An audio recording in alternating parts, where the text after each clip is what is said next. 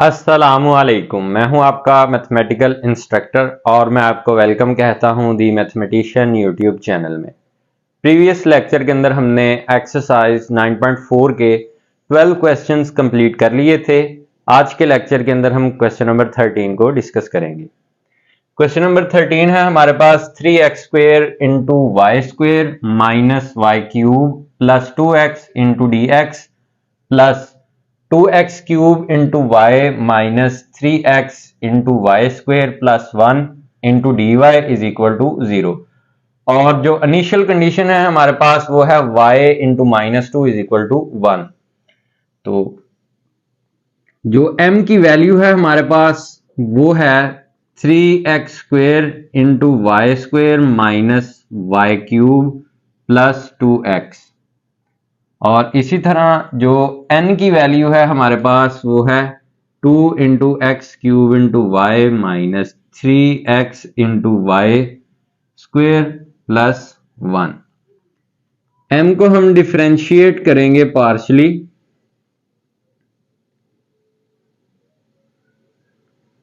With respect to y के।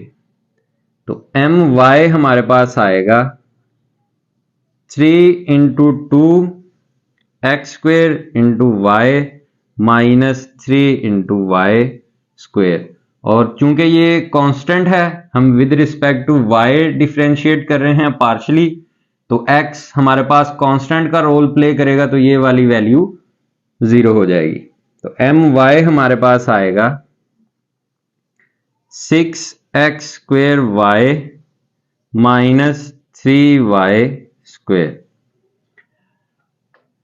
m को हम डिफरेंशिएट करेंगे पार्शली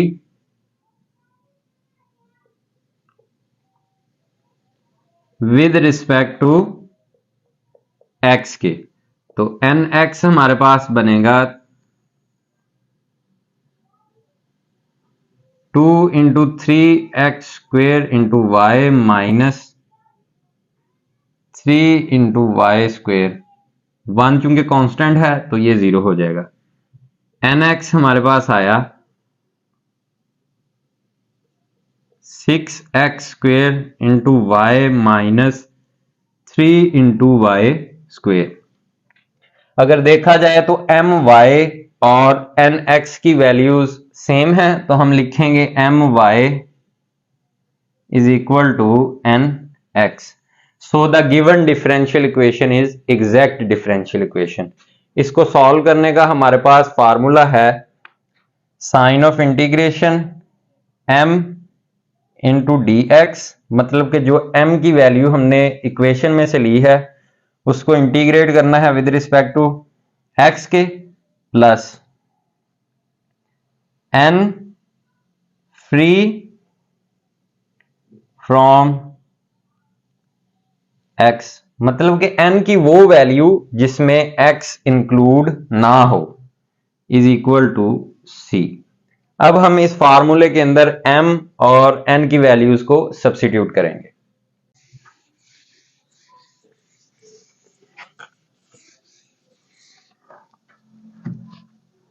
इस फार्मूले के अंदर m और n की वैल्यूज को सब्स्टिट्यूट करेंगे। 3x square into y square minus y cube plus 2x into d x plus sign of integration. अब n की वैल्यू में से हमने वो वाली वैल्यू लेनी है जिसके अंदर x इंक्लूड ना हो, तो वो सिर्फ 1 आएगी। 1 into d y is equal to c। इनके इंटेग्रल्स को सेपरेट करते हैं।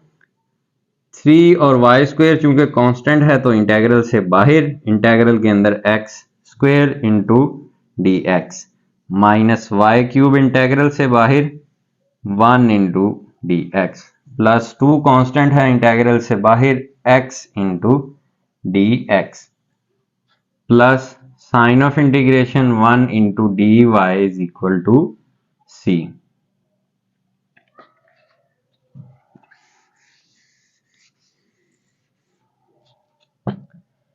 इसकी इंटीग्रेशन करते हैं 3y square into x cube over 3 minus y cube into x plus 2 into x square over 2 plus y is equal to C.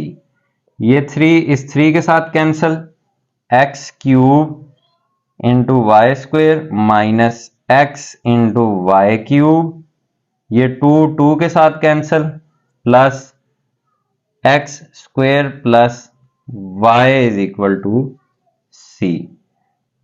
तो ये हमारे पास इक्वेशन नंबर 1 आ गई।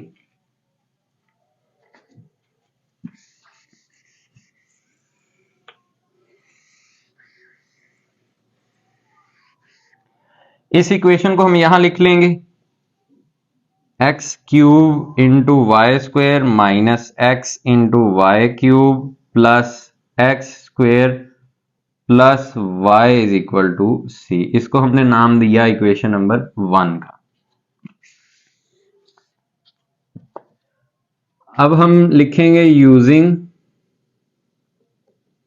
इनिशियल वैल्यू या इनिशियल कंडीशन। तो इनिशियल कंडीशन हमारे पास है y into minus 2 is equal to 1। इसमें से x की वैल्यू है हमारे पास -2 और y की वैल्यू है हमारे पास 1। इन वैल्यूज को हम पुट करेंगे, put in equation 1। Equation number 1 के अंदर हम x और y की जगह इनकी वैल्यूज को पुट करेंगे।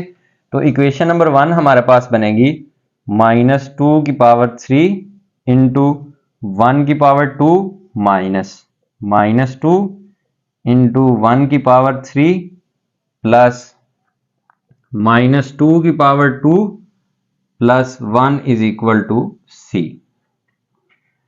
-2 की पावर 3 8 -8, 1 की पावर 2 1 ही, वो लिखें या ना लिखें उससे इक्वेशन को फर्क नहीं पड़ेगा।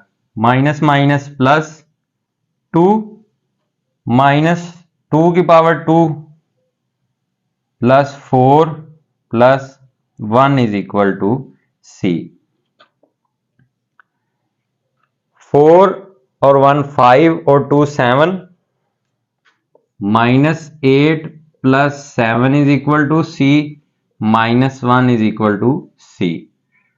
तो सी की वैल्यू हमारे पास आई -1। इसको हम पुट करेंगे, पुट इन इक्वेशन 1। सी की वैल्यू को हम इक्वेशन नंबर 1 में पुट करेंगे। तो इक्वेशन नंबर 1 हमारे पास बनेगी